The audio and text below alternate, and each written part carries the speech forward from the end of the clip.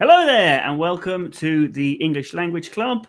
It's Tuesday, so time for our weekly Hangout. My name is Colin, and this is Tony. How are you doing, Tony? I'm doing very well. How about you, Colin? Very good, very good. We've got a few people watching already. AJ, one of our regulars, is with us, and 10p. Welcome I don't back. think I've seen 10p before. He's very keen. Not in a while anyway. Well, welcome. And Seems Francisca Vidal and Carolina. Welcome, everyone. Yeah, so if you're Excited to watching, have you please do say hi. Let us know where you're watching from. If you have any questions, we will get to those shortly. So the way we're going to be doing things from now on is we're going to start off with questions that we've received through the week from our Discord channel. So if you want to join our Discord channel, you can look in the description and you'll see one of the links there is to the Discord, and you can sign up and join the Discord channel there. It's totally free, and hopefully we can get a bit of a conversation going during the week in between these Hangout sessions. Yes. Let's get straight into it. Welcome to Mauro, one of our members. Oh yes, hi Mauro. And hello, Vitaly. Welcome back. Great. Yeah. And did we say hello to Carolina? Yes. It is. Okay, good. Right. So one of our members on the Discord who's very active is called Jack. And actually all the questions we got from Discord this week are from Jack. So first one, why is it said a spot of champagne? So I'm guessing I'm guessing he's referring to the phrase a spot of. I think. Yeah, you say this a lot. I feel like a spot of lunch or something like that. Yeah. Spot of bother is something else spot of bother. I love that one. Yes. Haven't heard that in a while. So a spot of just means a little bit of a small amount. I guess although it can just mean to do it, like to have a sum. It doesn't necessarily always mean small. If you ask for a spot of lunch, you're just saying, do you feel like eating lunch? I mean, it might mean small. It doesn't necessarily have to. But that is what it means, right? Yeah, I mean, to me, it sort of means a small amount of, but maybe like you're going to have like in the case of champagne, it would probably just be, because it's kind of like naughty to have to have too much champagne. So I don't know. Of course. Yeah. Yeah. It's a little tongue in cheek. So a spot of just means a little, but a small amount. Yeah. Great. Okay, now here's another one. So Jack says, what does ... so the 3 dots indicate? That is an interesting question. Yeah, that's called an ellipsis. The 3 dots. And the ellipsis is, so we've talked a lot in English about how we use contractions for a lot of things. And sometimes they're official contractions. Sometimes they're just shortenings of words or sounds. When you leave out letters in a contraction, you put an apostrophe, a little tick mark. When you leave out whole words from a sentence, you put ... an ellipsis. So sometimes it means that, if you're talking and you just aren't going to finish your sentence because it's understood what you mean, you just end your sentence with ... If you're giving a quote and you want to leave out a complicated section that isn't part of what you're quoting, you would put a ... So a ... means you're leaving out words, just like an apostrophe means you're leaving out letters. Yeah. But it is sort of used in different ways. It has several different meanings depending on, but it usually means you're leaving something out, right? Yeah. Intentionally, as opposed to it's just missing. Okay, now Jack's next question is a little bit strange, and I'm not sure I have an answer for it. He says, I was listening to an old radio comedy show, and a chap says to another chap, say, that's a nice accent you have there. Which part of Wales do you come from? And the audience laughs, but I don't get it. So I think we need more context. I would need to hear the actual thing to understand why that was funny. Yeah. It could be that the character wasn't from Wales at all, and that's why. But the guy assumed he was from Wales, so That's why it's funny. But I don't really know without more context. Yeah. So let's move on.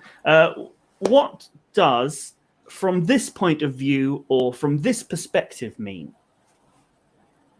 Yeah, well, I mean, the words point of view and perspective mean the same thing. They're like where you're looking at something from, right? Imagine that you're both looking out of a window, but you're looking at different angles. And so one of you looks out the window and you say, well, I see a tree. And another person says, well, there's no tree, right? Because they're looking at it at a different angle. And so they can't see the tree. And so we use this metaphorically to refer to the way we see things, the way we see the world, right? If you're learning about, history, many events, the history seems very different depending on which side you are on, right? Like the histories of wars or the histories of colonization and things like that, right? They look very different from different sides, right? And so that's when you say, from this point of view or from my perspective, you're talking about you're recognizing that this is only one way of looking at things, right? And you're describing one way. Yeah, because physical objects can look different from different angles, different perspectives, but then also not physical things like arguments can look different. Yes. So, arguments, ideas, and history. Yeah. Do we have anyone watching on Facebook that we have to say hi to? Yes, we do. I was just going to say we've got Hasnatul who said HLW. I'm not sure what that means. I'm not up on casual abbreviations. I'm sorry, but welcome. We're glad to have you here. Of course, yes, welcome. And Carolina says she's from Argentina, so that's great. We've got a couple of questions, one about 4th of July and one about Wimbledon. But nice. We've just got one more from Discord, which we'll go to. But please keep the questions coming. We will get to them very, very shortly. So, next question. Jack says, notwithstanding. What does this mean? Notwithstanding. Now, this is a funny phrase because obviously I hear this a lot. Notwithstanding, Yeah, and I know what it means or I understand it, but it's not a phrase that I would really ever use, I don't think. And I feel like it doesn't really carry a lot of meaning. It just means... it does, but people sometimes use it wrong. Notwithstanding means even though what I'm about to say. So you might say, I like this team, notwithstanding their terrible record, right? So even though they have a terrible win-loss record, I still like them, right? Or he kept arguing, notwithstanding the evidence, right? Or you wouldn't say it that way. You'd say he kept arguing the evidence notwithstanding. So sometimes it goes before or after what you're talking about. It basically means even though this other thing, we're still doing this. Right, so we're going to the beach. The weather, notwithstanding, right? But it's very doesn't matter what the weather formal or almost academic way of saying. So there's a problem here because this is also a legal term, and so you hear it a lot in legalese. We say legalese when we mean language that's so full of legal terminology that it doesn't even sound like English anymore. But people often do use it very casually, but sometimes they misuse it a little bit. And that's okay. It's not a big deal. It just basically means that there's something that you're kind of ignoring, or not necessarily ignoring, but it's not changing something. Like you know that your team never wins, but you still like them, right? You like them notwithstanding the fact that they're terrible, right? Yeah. But it's not a very common word. No. It's not one that I don't worry about how to use it. Exactly. Yeah, but if you hear it, you need to understand what you understand by it. For sure. Yeah. Okay, moving on. Moving into the questions now in the chat. We've got a few. Just quickly, hello to Richard. Welcome. Oh yeah. Hello. If you are joining us, even if you don't have a question, it'd be great just to hear you say hi and let us know where you're from. Yes. And if you do right now, we have people. 10P is from Vietnam. Carolina's from Argentina. That's all here. AJ's in Monaco. AJ's in Monaco. Yeah, some of our regulars are here. Where they're from. Yeah, and Jack, who is active in Discord, he's from India. So yeah, we got a global audience. It's great. Very exciting. So here in the UK at the moment, it's Wimbledon, and AJ's just asking, why do they wear white at Wimbledon? It's a little bit off topic. We tried to focus on helping you learn English, but I guess we can talk about this. Well, I mean, I don't know actually. I think it's just a tradition. And I think it looks cool. Yeah, wearing white is a very, like, in some cases, it's a very upscale, like upper class thing to do, because white clothes are hard to keep clean. So it shows that you can afford to have other people take care of your clothes. So wearing white is sometimes sometimes it becomes a tradition in very classy things, and I'm not 100% sure, but I would bet that's why it is in Wimbledon, because back in the day, tennis was a very upper class sport. Yes, it was, and and also but then actually there is also a physics reason, because white color, the color white reflects the heat better. If you wear black, you get very hot. But I guess that's not really the rule. But anyway, and it's it's the height of summer now here in England, even though it's raining outside at the moment. Today, it's this time of year is the hottest, so it makes sense to be wearing white if you're running around a tennis court. Anyway, let's get back to learning English, because I'm sure. Just quickly, we had a comment about notwithstanding. Now, I don't know how to pronounce your name. If you want to tell us, what we should call you, but this person who has Japanese characters in their nickname says, "I'm from Brazil, notwithstanding the Japanese characters in my nickname," and that is exactly correct. Great, good use there. And let us know what to call you. Yeah. Now, I said we're going to get back to learning English, but actually our next question from Mauro is also a little bit off topic, but interesting as well. Can you talk a little bit about the 4th of July? So, Tony, I think this will be over to you, being the American. Sure. Well, interestingly, we also just celebrated here last week Canada Day, which is the 1st of July, which is celebrating when Canada, some of the Canadian provinces joined together to become a single political entity, at least started that process. 4th of July is the day that we traditionally celebrate the signing of the Declaration of Independence, which was important because it was one of those documents that a lot of has affected history in a lot of ways, because it really says, philosophically, people should be able to choose how they're governed. They should be able to choose, whether they support their government or not. And it led to some conflict and later to the founding of the United States. So it's not actually when the United States was created, but rather when they kind of declared that they were not going to put up with the old government anymore. Yeah. So and why do you have fireworks on 4th of July? Because everyone likes fireworks. Yeah, but hang on, it's summertime in over there, right? Yeah. So it would be late. It gets dark. I mean, fireworks are best. Not in most of the US. So you've got to wait quite late. Well, not in most of the US is not very high, not very high latitude, right? So it's not that late at night. I mean, it's not associated with the 4th of July, but there's a famous poem, and it became the national anthem, that's about rockets in bursting in air and stuff like that. But really, the reason we have fireworks is because people like fireworks. Canada has Canada Day fireworks normally. People, have fireworks for lots of different excuses. Yeah, people here in the UK we have Guy Fawkes Night, or sometimes called Bonfire Night, and that's when we traditionally have lots of fireworks, as well as New Year's Day, or New Year's Eve, right? New Year's fireworks. But then that's November, so by then it's getting darker. And I actually, I was at a stag do with a couple of years ago, and it was in the summer, and somebody brought fireworks. But here it doesn't get late in the summertime here in the UK, because we're very far north. It doesn't get late. It doesn't get dark until about 10:30 p.m.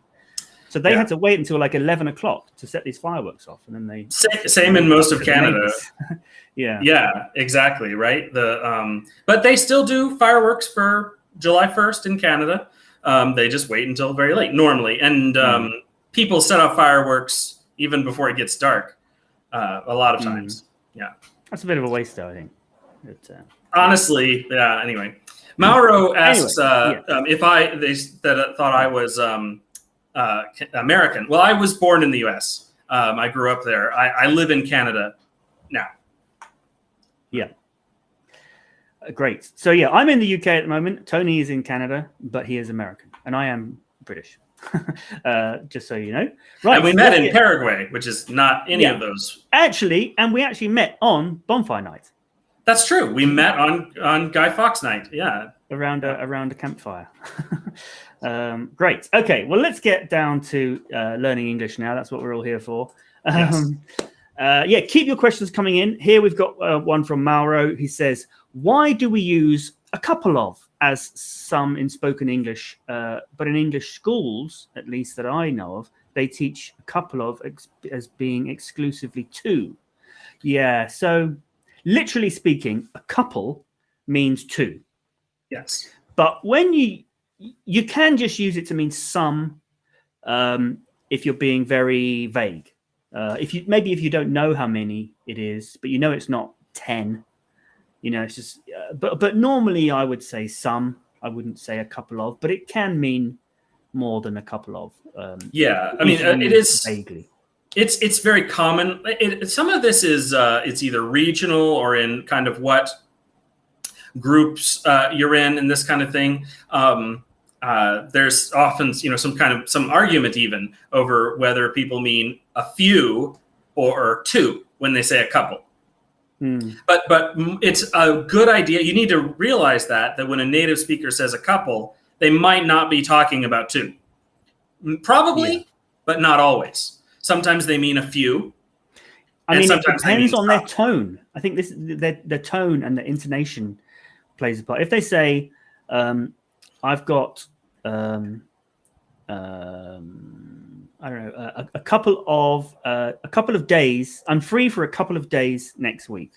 Then that probably means two. But if it's like, throw a couple of eggs in the recipe.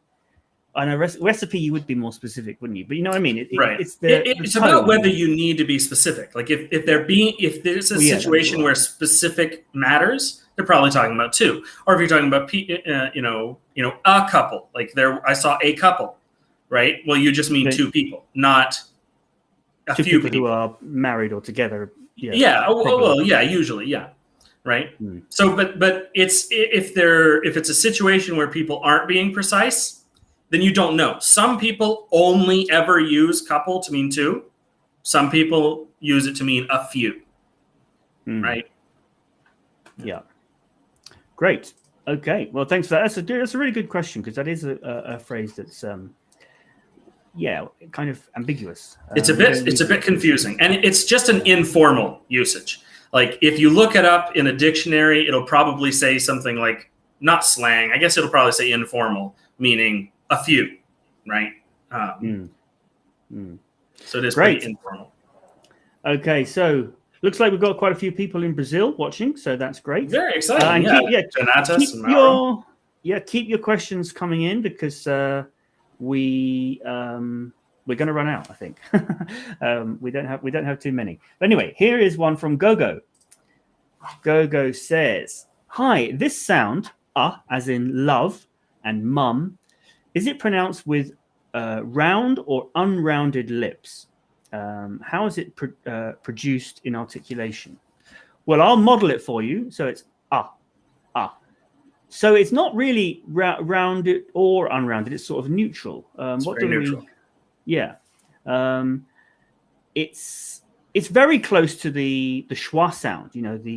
Which is and that is kind of nothing. You don't. It's the very completely neutral. It's just that your mouth is a bit more open, and you.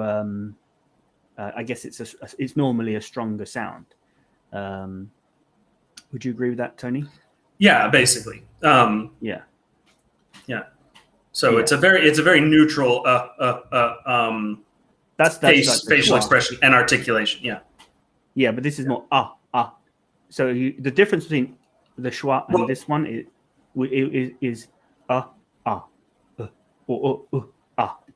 Well, so I mean, really, in English, the difference between the sound that we use the schwa for and this is the schwa is very short. Like you don't make the full sound.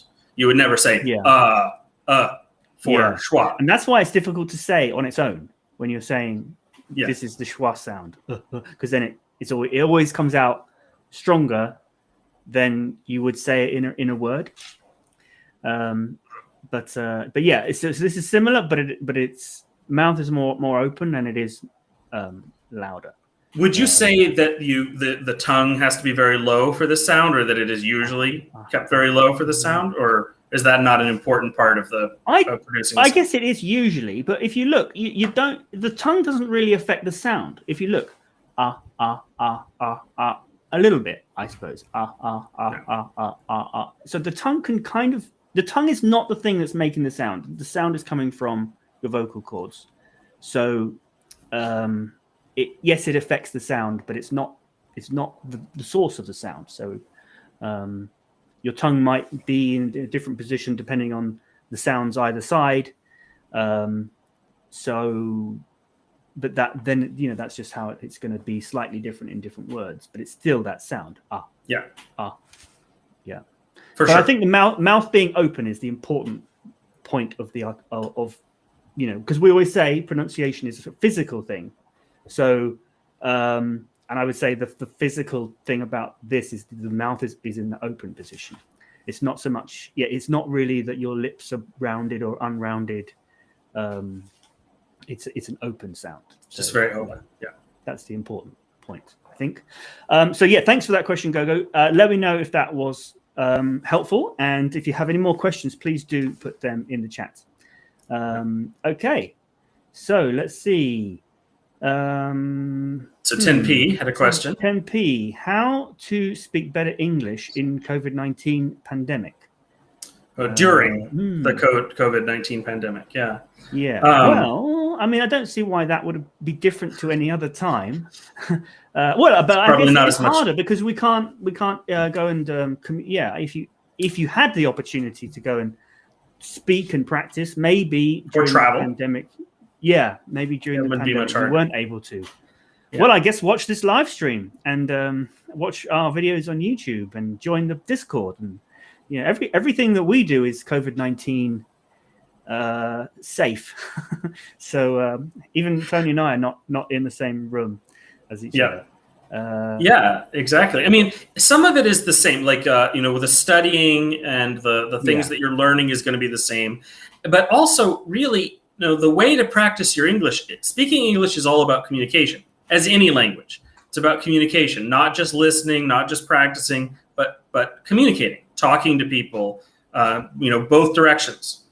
And that's harder to do in the pandemic because you can't just go to a sporting event or whatever, or travel to an English-speaking country, or maybe travel to a part of your country where there are a lot of English-speaking people. But in a way, all of the opportunities are actually bigger because there's a lot more stuff going on online these days. Right. There's a lot of communities that are, before they were just typing forums, chat rooms, that now they're doing more and more audio things too. So I always say, find something you're interested in. It could be, literature, movies, video games, whatever. And then find an online community for English speaking people that is discussing that thing and join in the discussion.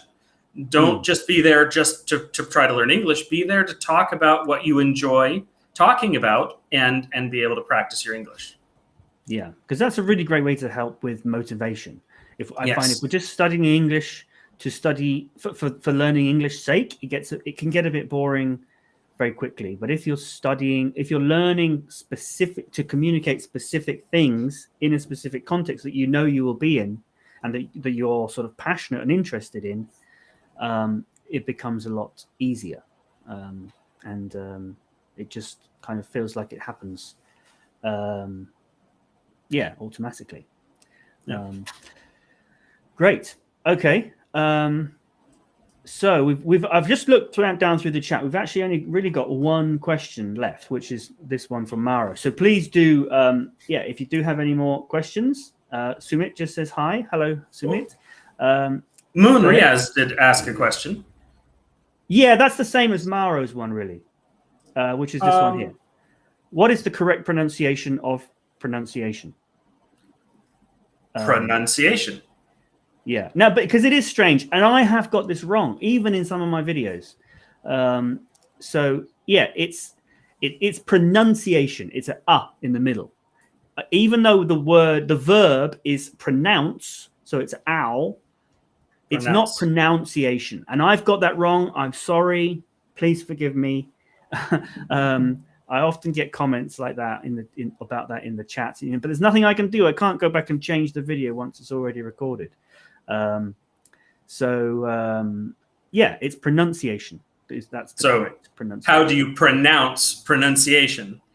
Yeah, and this is very common in English. Not every verb, but oftentimes the verb and the noun of basically the same concept will be different. They will be spelled differently. Yeah, spelled differently, or pronounced differently, or both. Right? Pronounce and pronunciation are both spelled and pronounced differently, but it isn't always that there's a spelling difference, even when there is a pronunciation difference, like produce and produce, as we've talked about before. But you know what? Pronunciation is one of those words where loads of native speakers will say pronunciation. And, you know, it's wrong. The correct pronunciation is pronunciation, but it's one of those things that just so many people will do it wrong. So you will hear that pronounced wrongly, not just from me in my old videos. So it gets to the point of how do you define the correct pronunciation? Because if lots of native speakers do it a certain way, especially when you take into account accents and things, then there's more than one right way, and I would maybe argue that it's they're both right in a way. Anyway, so then Moon Riaz says how do we pronounce correctly?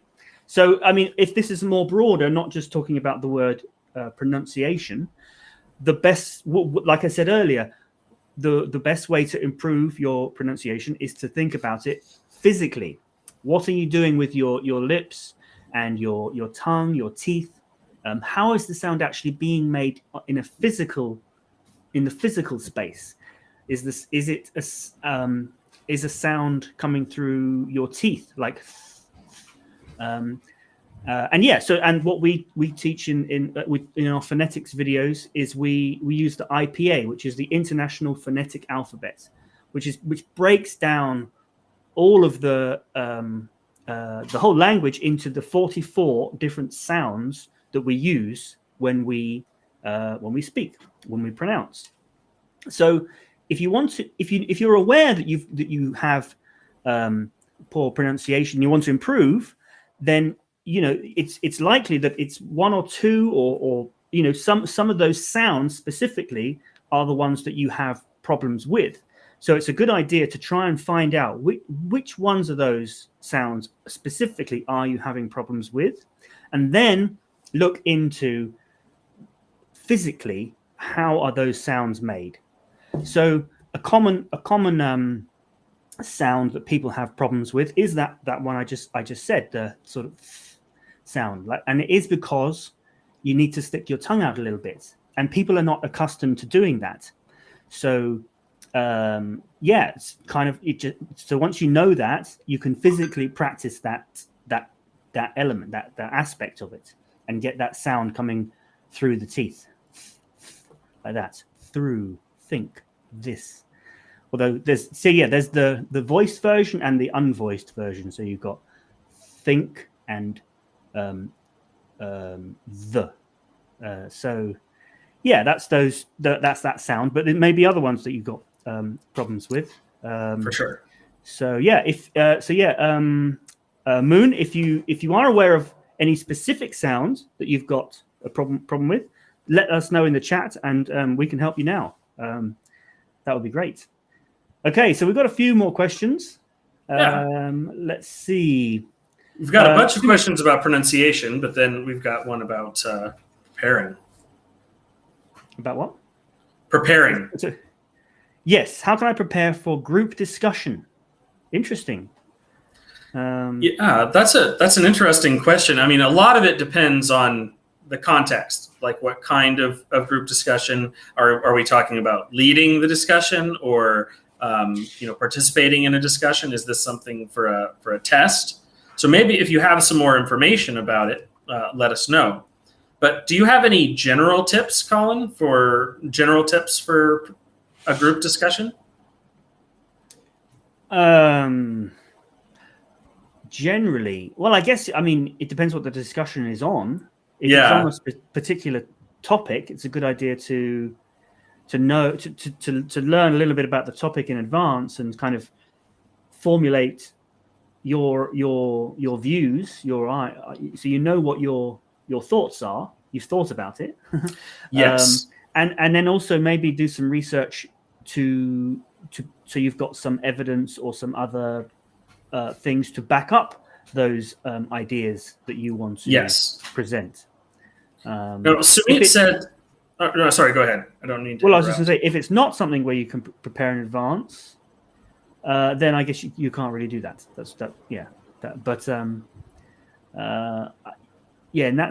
In that case, I don't know. How would you?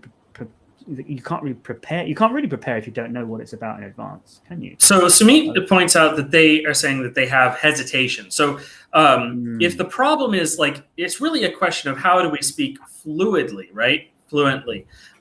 If we're in a conversation, how are we able to kind of go with the flow of conversation, respond to things immediately, or are you finding yourself either not knowing what to say or not sure, and so you just don't say anything? Or sometimes we'll know what we want to say, but we have to take some time to kind of figure out what we want to say and figure out how to say it. And so that makes it hard to be in a discussion, because by the time you figure out how to say what you want to say, maybe the discussion has already moved on. Yeah. Yeah. So that is a challenge, being able to speak fluidly without hesitation. Do you have any tips about that, Colin? We've talked about this before. Yeah, it's one of the tips not specifically for this, but to help with fluency in general, is to kind of learn to talk about yourself in a way about say some interesting things about you. I mean, it could be as simple as what movies you like. If you just sort of practice. You can even do it through a kind of translation. Think about something you want to talk about, something you want to say about your favorite movie or something. So you can write that and then learn that in English. So you have it so that you can bring it out and when you need to.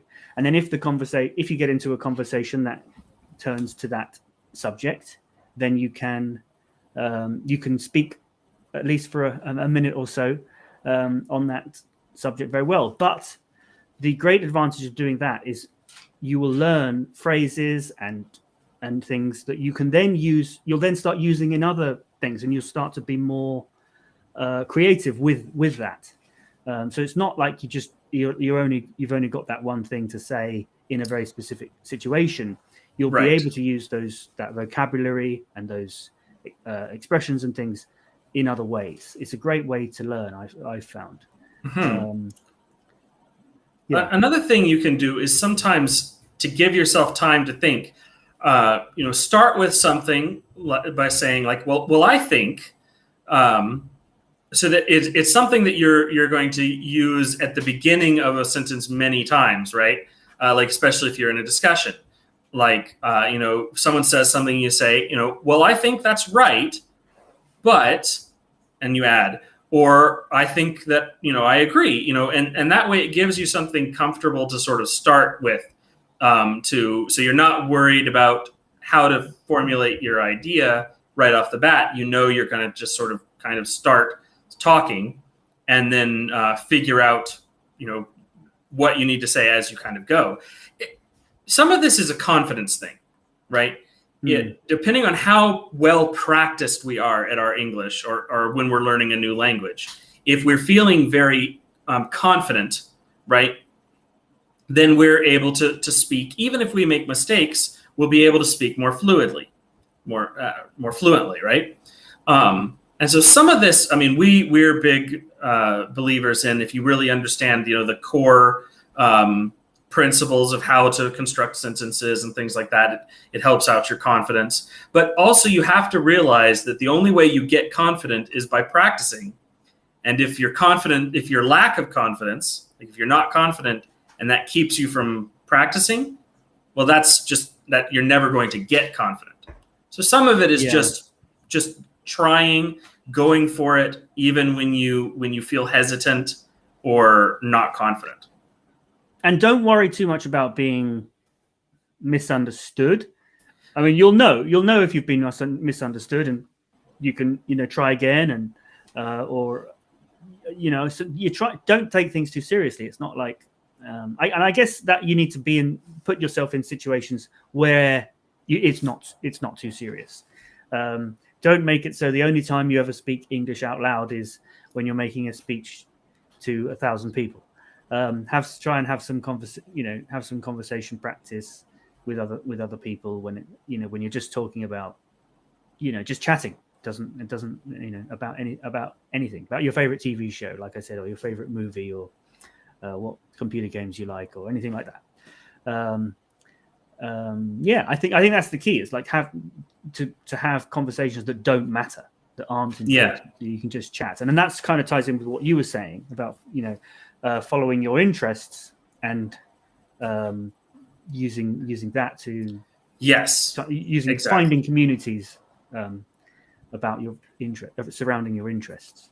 Yeah, exactly. But we answer the questions in order. We just go through. So we just finished Sumit's question about how can I prepare for a group discussion. So we will get to your question. We have AJ's and Maura's question first. Yes. Great. But we will get to your question. Yeah, we just do them in order. Yeah. Okay, so AJ says, what's the difference between row and row, I guess? So there's no pronunciation difference, right? Yeah. Except the word row, R-O-W, is two different words.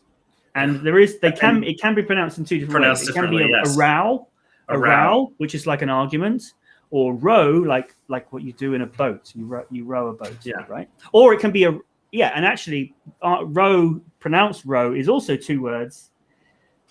So like a row in a table, or one horizontal line in chess, for instance, one line of chess squares, or a row of houses, or a row of crops. If you're growing a bunch of things or something, next to each other in a line is a row of them.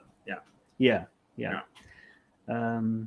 So it's row's an odd word because row is an lots intense of word. meanings. And then ROE means fish eggs. Yeah, fish eggs is row, and that's pronounced row as well. So so very confusing. Yeah, good question. Okay. Now Maru has a question. Is there a difference in pronunciation among two, and two? Well, quick answers, no, right? This is a good question, because oftentimes, so that's a really interesting question. The answer is no. They are not pronounced differently.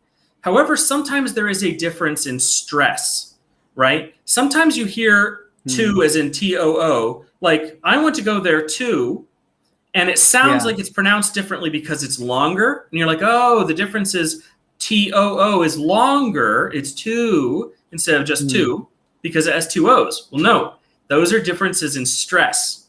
So the to, like going to somewhere, is very rarely stressed unless it's like you're trying to correct someone. I don't know, like, we're going to their house. You wouldn't normally stress that. But T-O-O, as in, I want to go there too, is more often stressed.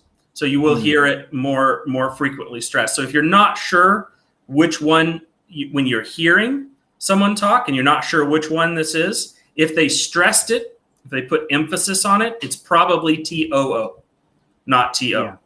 But there's no difference in the way the word is pronounced, only how it fits into a sentence, sort of, between two, and two. They're all exactly the same. Yes, except that, but when the TO, to, when it's the preposition, that is often, like you've said, it is often very unstressed and almost, and we do often almost completely leave it out. Like when we say, we're going to want to, wanna, Yeah.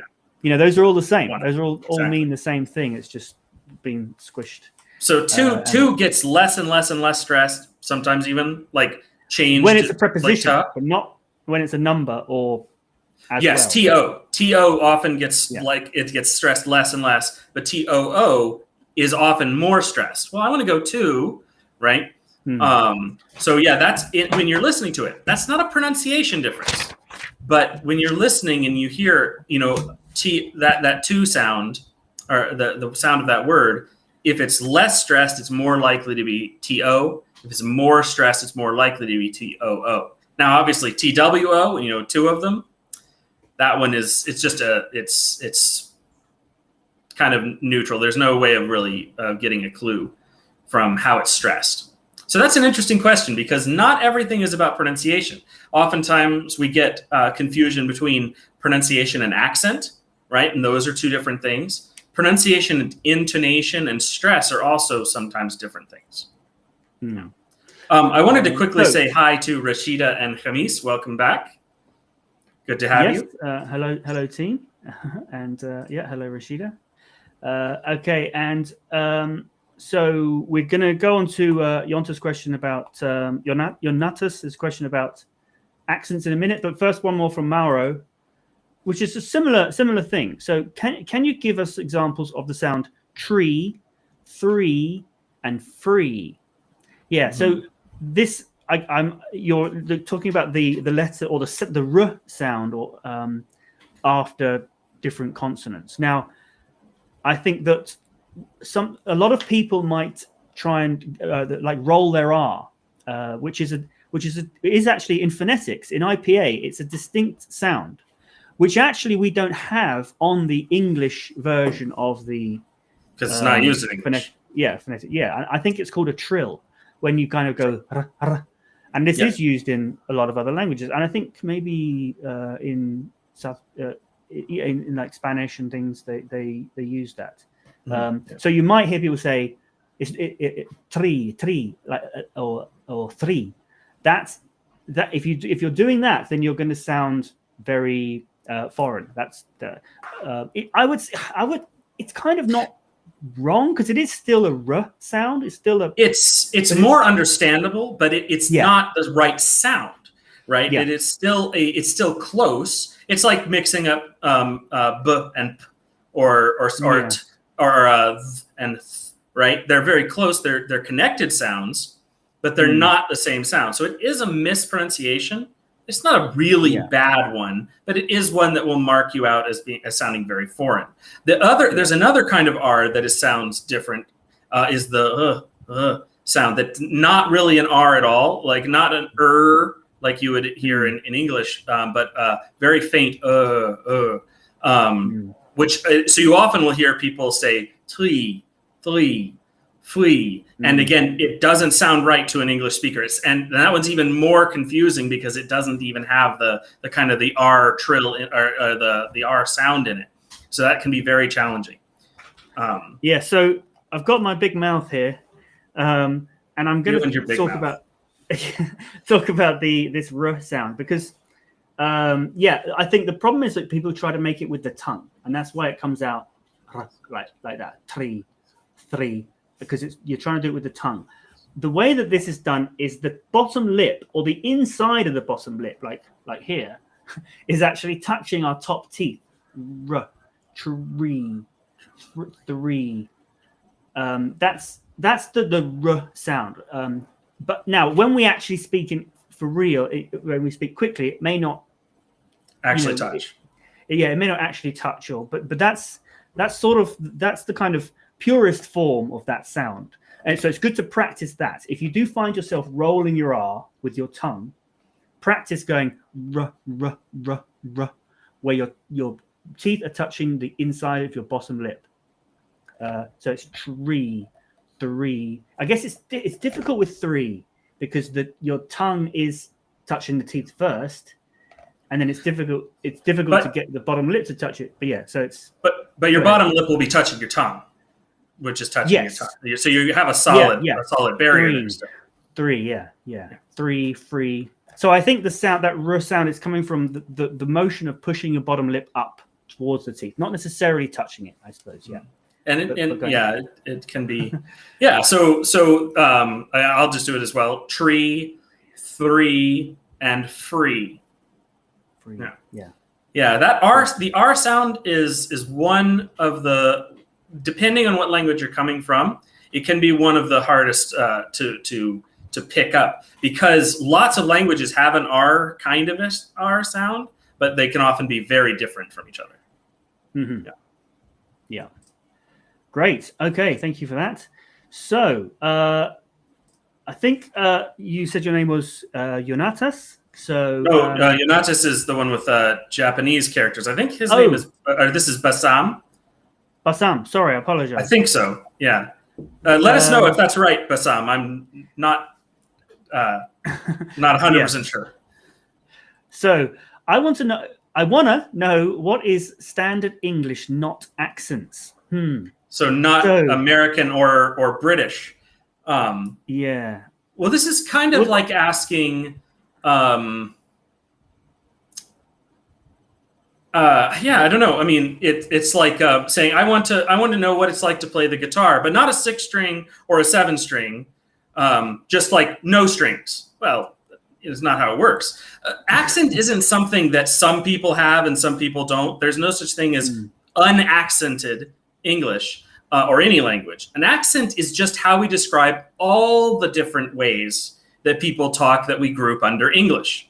Right? Yeah. Rather than calling British English and American English and Australian English and South African English and Indian English as different languages or even different dialects, we just say, well, they're just different accents, right? Because they're different. They have different, ways they pronounce certain words, different words they use, different idioms, these kinds of things. But they're all the same language. So there's no such thing as everyone has an accent. It's just a matter of which accent, right? Yeah. It's like, everyone's on the same circle, but everyone might be on different places on the circle. But it's not like the center of the circle is right. You might say, well, British English came from England. So English accent is the original. But the English accent has changed majorly several times in the last several hundred years. What do you mean by English accent? Then there's many English accents. Are we talking a Midlands accent, a London accent? Are we talking about Cornwall? Right? There's many different. So accents are infinite. If you see the film Hot Fuzz, in that that film is set in the west of England, which is actually where I am now. And here there are people who have a very strong West Country accent, and in that film, there's somebody who has such a strong accent that he actually needs a translator to translate. And I know a couple of people who are a bit like that. They're difficult to understand. They speak in English; it's still English, and it is still an English accent. But some people, even English people, might find them difficult to understand. So at first you might think, oh no, there's no standard English, so which should I learn? But actually, this is great news, because if you're from Egypt or Morocco or something, and you're speaking English with an Arabic accent, well, that doesn't make your English wrong. That's just English with an Arabic accent. If you're speaking English, maybe you speak English as one of your first languages, and you live in India, Pakistan, or parts of South Africa, Nigeria, or any of those places. You might speak English as one of your first languages, but it's a very different English from if you grew up speaking English in the United States or Canada or the UK, right? But that's fine. They are just a different accent. Accent is not usually the thing that makes people hard to understand. accent isn't bad. It's not I call a barrier to communication, something that gets in the way. Mispronunciation. Mispronunciation is a barrier to communication. So for instance, if you say your R's with that trill, tree, that might make you harder to understand because you're not using the R sound that people understand. But if you do say the R sound, you're making the right sound, but your R is just a little bit different, that's not going to stop most people from understanding you, right? Yeah. Or if you pronounce words you went to a school that uses British English, so you pronounce your words in a British way, people in the United States and Canada are going to understand you for the most part, right?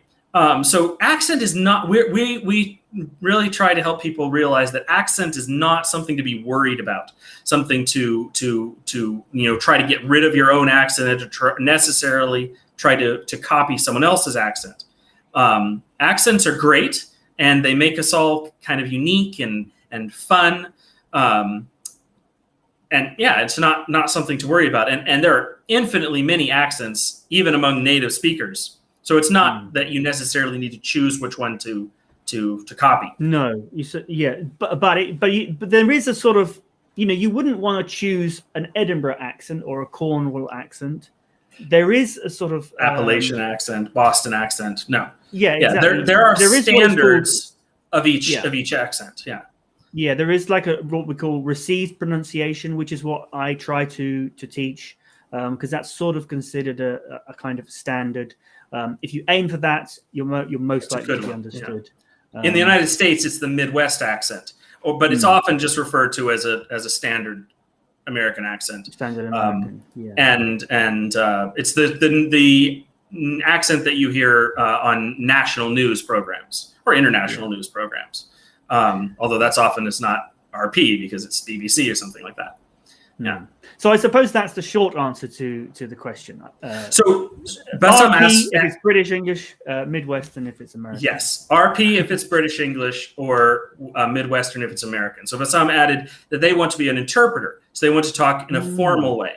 So if you're predominantly, you probably want to, if you want to be an interpreter, you probably want your pronunciation to be as close to RP or standard American, Midwestern, if you're working with Americans, right? Yeah. That would be a good recommendation. It's a really interesting question, Bassam, and I'm glad that you asked it, because it's something that we talk about quite a bit, actually.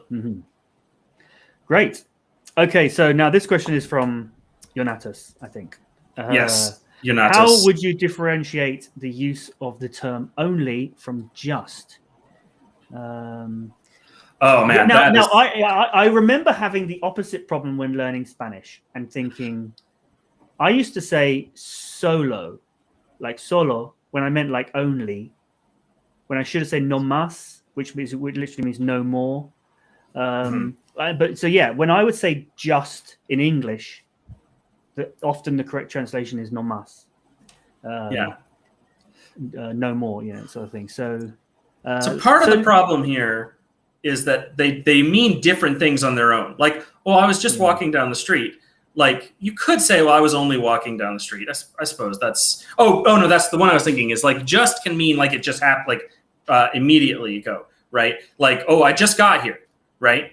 Or I was just walking. That means it happened very recently, right? Only doesn't mean that. Only also means that there's only one of something, or that it's alone, right? It's that kind of thing, and just doesn't mean that. But they can both mean we're sort of focused down on this. And when they mean the same thing, they're pretty interchangeable, right? Now, but they also mean different things from each other. One of the sort of sub-lessons when you learn about the present perfect tense in English textbooks, British English textbooks particularly, is that the words just, already, and yet are sort of used a lot with the present perfect tense. I have just arrived. I've already arrived. Have you arrived? Has he arrived yet? Yes. And I feel like so the example you just gave, which is using just without the present perfect, I feel like we would do that less in British English. we would not. We use it more, not exclusively, but we use just more with the present perfect in the present perfect tense. We wouldn't say. I would say I just got here. Like I just arrived. But then are you actually saying? Yeah, that's what I mean. But then do you mean that, and have you just sort of contracted the auxiliary verb away completely, and it's still kind of present perfect? Well, tense? yeah, that's hard to say because we often also say, I was just walking outside, or I was just outside, right? So I think it is the present simple or the past simple, but it's hard to say for sure. That's an interesting question. Yeah. So I don't know. I hope we haven't given a decisive, definitive answer, but I hope that discussion was helpful.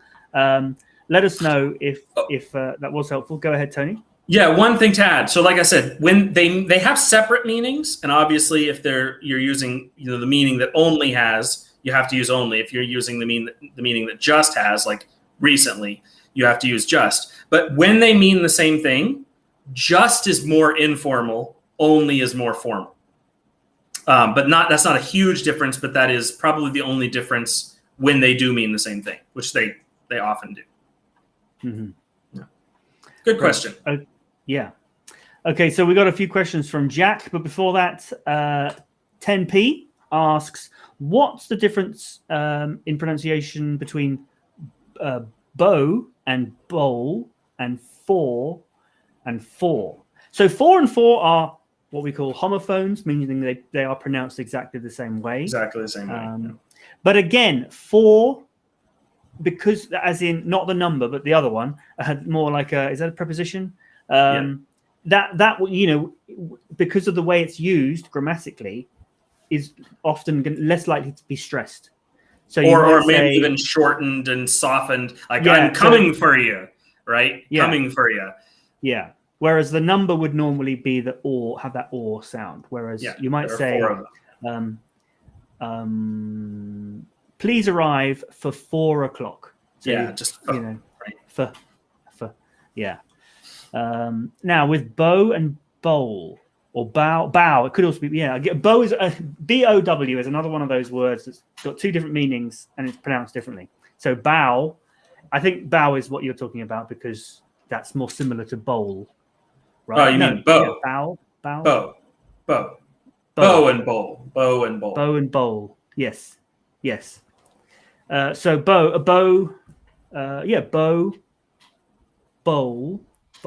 So it's O and bowl. Oh is O. Yeah, it's strange, isn't it?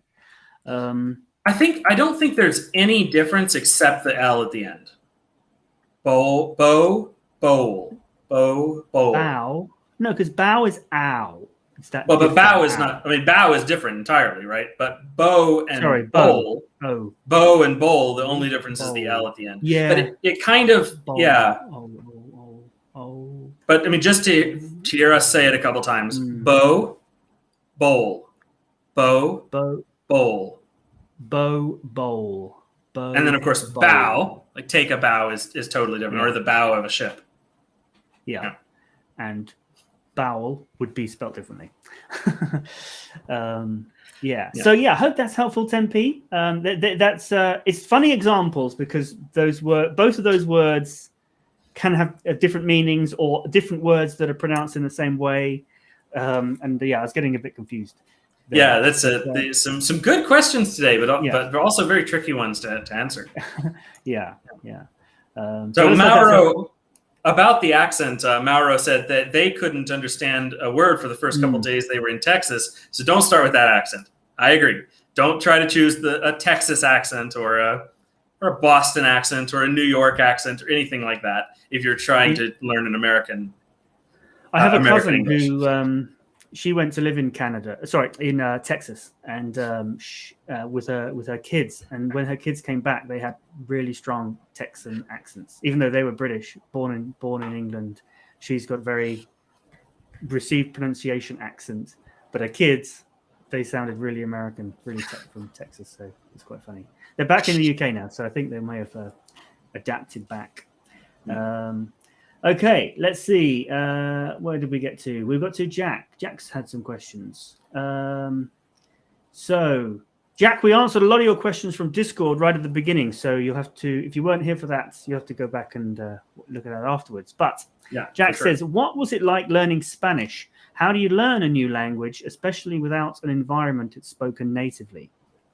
Well, we both learned Spanish in Paraguay, where it is spoken natively.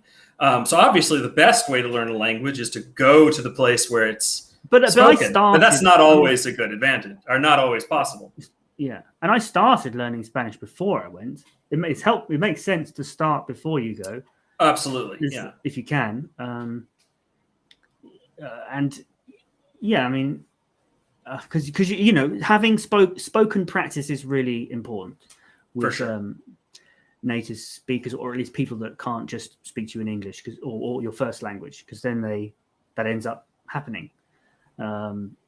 So what was it like learning Spanish? Well, I think one of the reasons I'm a good teacher is that I'm not like super good at learning languages. There are people that they can learn languages really, really quickly and it's nothing to them. And I think that although those people may become sort of attracted to language and attracted to teaching, I don't think they make very good teachers because they don't understand how hard it is. I always struggled with languages when I was at school. And I feel like even when I was living in Paraguay, learning Spanish, you know, it was slow for me. I was, you know, so you just have to kind of be patient.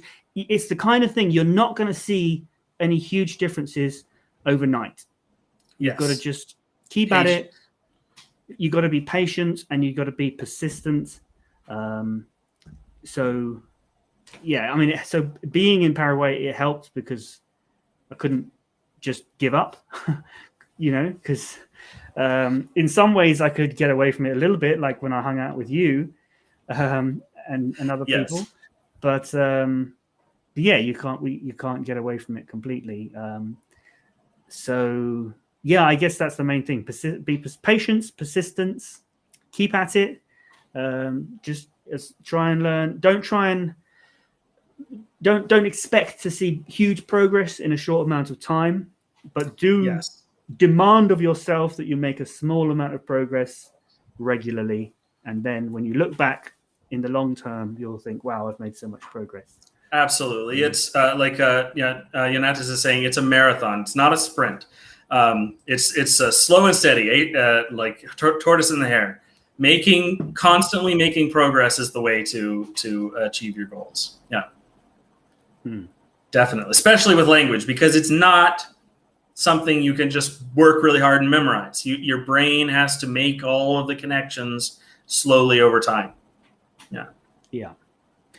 Great. Okay. Well, I think that's pretty much all the questions, apart from one who's asking, how did we know? How did you know they were from Egypt? I promise I haven't been stalking you. I just chose Egypt as an example. So it's luck.